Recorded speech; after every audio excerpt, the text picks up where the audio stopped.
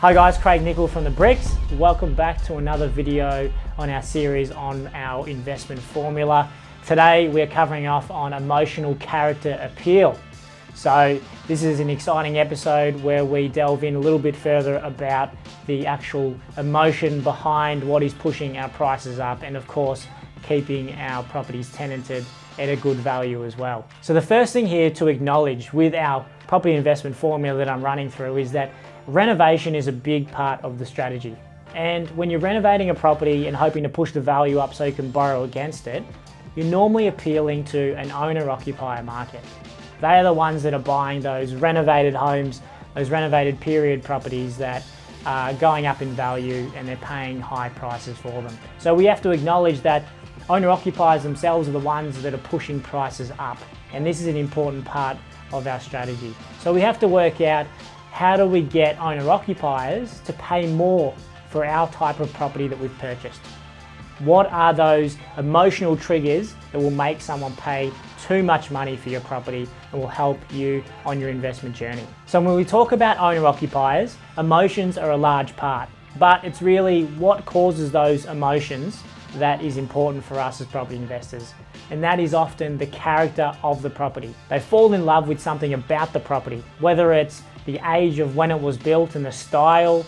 It might be a beautiful 1920s weatherboard home. It could be a Federation Queen Anne or a Edwardian or a Californian bungalow. Whatever it is, those buyers are falling in love with that style of property, and every area is a little bit different. Every suburb has a different property that is providing this sort of character. So how do we identify character on our properties? Each and every suburb, every city has different character, but these properties within the cities have different character. And then the people that are buying into those areas, they have their own demand on what they think is good character. So there are a few things to think about here, because you don't want to buy a property because you think it has all this character when it's something that people in the area that are buying homes don't like. So that probably brings me to the first mistake that people make. Because when you're buying a property investment, you don't want to buy a property that you think has really good character that will appeal to owner-occupiers. You have to be smart about it. You have to understand the market, do your research and find out what properties within the area that you're looking in are the most appealing type of character for people that are buying in there. Is it a Californian bungalow? Is it a Federation Queen Anne? Is it a weatherboard? Is it a modern contemporary 2020 built home? You have to find out what character buyers in that area are looking for and will pay a premium for. When we're trying to identify character in different properties, some of the key aspects are property type. When was it actually built? We know that a lot of the homes built back in the day are more appealing. Maybe they're built around 1900s. They're a nice double brick Federation home that has beautiful high ceilings and decorated cornices and everything that people want within a home nowadays. Whereas if you look towards the newer builds, maybe in the last couple of decades, they haven't been built with the same quality, and potentially there's some shortcuts that have been had there.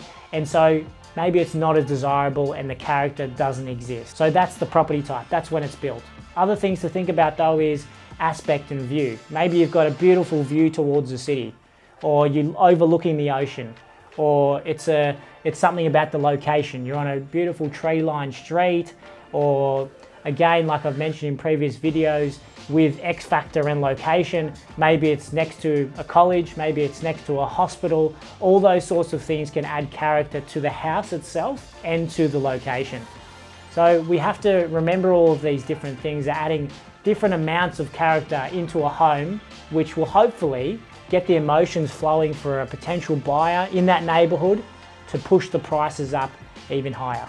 So I know from my own property investment journey that I've bought a lot of homes that are of the Victorian era as well as Edwardian, because I know that in the areas that I've purchased, buyers pay more for that type of property. The downside to this is that if you look at one of these properties, you go to auction, you'll find that there's a lot more interest as well.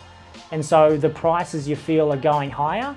But I can tell you that that feeling you've got in your stomach where you maybe have paid a little bit too much for that type of property, that same thing, when you go to sell it or revalue it in the future, it's going to be a lot higher as well. So you have to take all of that into account and remember that that emotional character appeal will help push the price of your value up higher.